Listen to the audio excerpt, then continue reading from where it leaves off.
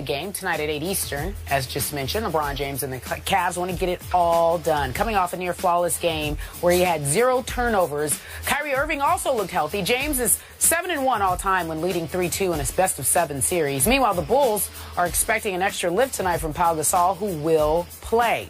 So, Stephen A., you're in Chicago. What do you expect from tonight's game? Can the Cavs get it done? Oh, they can get it. They can get it done. I don't believe they will, though. I predicted the Cavaliers would win this series in 7 games, and I'm going to hold firm to that. The Bulls mounted a furious comeback in Game 5. They could have easily won that game. Taj Gibson's got to keep himself under control, even though Dellavedova did leg lock him. In the end, you got to keep your composure, maintain composure, particularly with Pau Gasol being out. You simply can't afford to make that kind of mistake that's going to get yourself ejected because you helped cost your team a victory. So Taj Gibson's got to keep his head in the game. He's got to make sure to keep his emotions in check.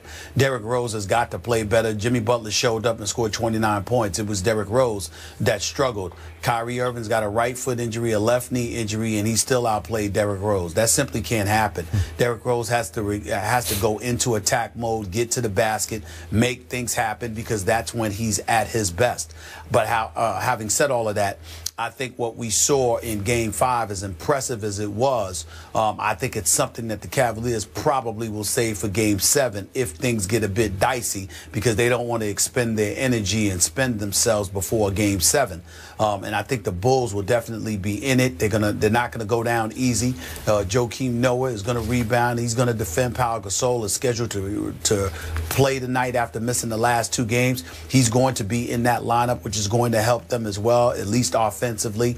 And I think that as a result of that and that momentum, they're going to be able to ride it and win Game 6 here in Chicago tonight. But again, it will be tough, particularly if the coaching staff of the Cleveland Cavaliers do what they did in Game 5. Like LeBron James said, they put him in a position to win, and they deserve a lot of credit for that. Black gets crucified all the time. We got to give credit where credit is due. He did the job.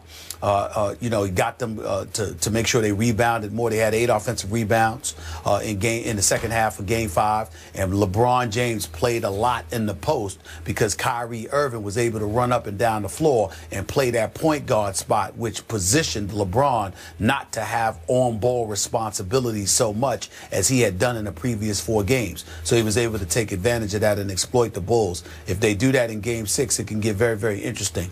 I suspect they won't be able to for this particular game, however. I think the Bulls are going to win. They'll pull away late. They'll probably win by about 7 or 8 points and force a Game 7 before they lose in Cleveland for Game 7. Okay, so just off the top of your head, give me a score. Just throw one out there. Off the top of my head, I would sit there and say something along the lines of 98-91. Bulls. I had Cavs winning this series in 6 games, and I'm going to stick with it. I'm going to say the Cavs win a battle tonight, and it'll go down to the wire battle. I'm going to go 102-100 visiting team, LeBron's team, because I believe that LeBron James will close out the Bulls tonight. Obviously, if we go back 2 games, LeBron James' buzzer beater saved one of the worst playoff games I've seen him play in terms of inefficiency. It was an eyesore of a game for LeBron James, and he canceled it all out with one conviction shot where he just took the ball, went straight up, and said, I'm going to end this game, and he did. And he came off that game and played one of the top all-around games I have ever seen him play. And I closely watch every LeBron playoff game, but that one in Game 5 at home was special. To score 38 points on only 24 shots, to have 3 blocks and 3 steals and 0 turnovers after, as you pointed out, Stephen A., he had 8 in Game 4, and he had averaged 6 for the first 4 games of this series. 0 turnovers. Way to go, LeBron. I just think he found the magic formula, as you pointed out. He's playing in the post more. He's attacking more. The Bulls cannot stop LeBron James. He is still the best player on the planet when he decides to play the way he plays best. And he will be the best player on the floor tonight in the house that Michael Jordan built. The house in which he hit the buzzer beater the other day, actually, to win Game 4 and maybe save the series for the Cleveland Cavaliers. Obviously, it will help tonight if Kyrie Irving has another sort of miraculous return with 25 more points on 9 of 16 shots. I don't know how he did it the other night, as you say, left knee and bad right foot that could require some surgical procedure after the season. Man, so if he can keep doing that to take a little pressure off LeBron and allow him to play in the post, I just think it's advantage Cavs. Now, I know Powell's going to try to play. I don't know how hard he can go or how far he can go with that hamstring. Taj has got a knee issue that he's fighting. Derrick Rose had the stinger the other night. What did he miss? Last 11 shots, went 0 for 6 in the fourth quarter. I just think they can beat this team and that they'll want to finish it off tonight, and they will finish off the Bulls tonight. And I believe LeBron will play at a high level tonight and be the star once again of this game. It's entirely possible because he's LeBron James, and he may not want a Game 7 desperately because they may desperately need that rest or what have you. But again, there is no Kevin Love. Again, Kyrie Irving is not 100% healthy. Neither is Iman Shumpert. So when you take all of those things into consideration, clearly their preference would be to finish Chicago off. But if you know you're in a dogfight and things are simply not going your way, whereas you push, you know, you put the foot to the pedal and do everything you can to rev it up to make sure you escape. I think that Cleveland may be of the mindset that we always have Game 7 back on our home court. Right. And remember, LeBron is the one experienced dude. Everybody else, this is a first for them. And so as a result of that, I think it's going to be very, very difficult for them to sit there and go all out. I find it very, very difficult to believe with the injuries you have to take into consideration that they're not going to be a bit reticent, recognizing that they have a Game 7 on their home floor. That's what I believe is going to happen tonight. Last quick point, and it's a question for you. Yeah.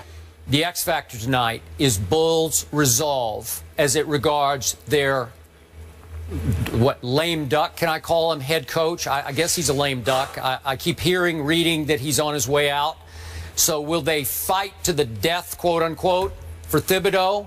Or will they give up more quickly thinking, well, this is going nowhere, we're going to have a new coach next year? I'm not sure where their heads are in regards to their on the way out head coach. Well, I think as it pertains to effort, the one thing we have to give Tom Thibodeau credit for, outside of being an exceptional coach, one of the top 3 coaches in the game and probably the best defensive coach in the game, I think the one thing we have to give him credit for is that we've never watched a Bulls team and said they didn't play hard. They always play hard. Right. Whether it's for him or themselves or whatever, there's never a shortage of effort.